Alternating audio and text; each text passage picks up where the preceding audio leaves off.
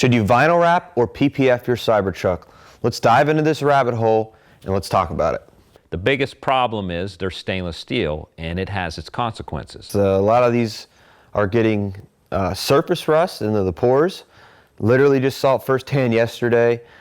So they're advising to either get them wrapped or PPF'd. And a lot of the forums online are telling people to PPF. And we've done both here at Zabos. We've PPF'd one, we've vinyl wrapped others. And they both have their benefits and challenges. But I'm going to tell you right now, vinyl wrapping is the way to go. It's cheaper, it's got a lot more color options, and it still protects the actual stainless steel. The challenges that you're going to have with PPF is they're not going to cover all your corners and edges. You got to have them cut. Some of them got to be cut flush.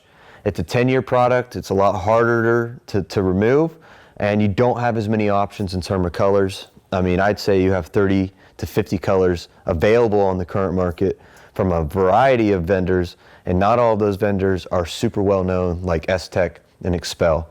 But with vinyl, you got 3M, Avery, and Nosatech, you name it, and those all come with factory warranties as well. I mean, time is going to tell what's going to work for the Cybertruck. It's all still new. Everybody's trying different products. But again, if you vinyl wrap, you're probably going to want to change it in 2 years anyway. And he's exactly right. 2 years, you could have 3 different colors for the price you'd pay for PPF install. And you're going to have a lot more eyes and looks at your Cybertruck with these crazy colors that vinyl wrap offers. Only here at AOS Customs. Thanks, guys.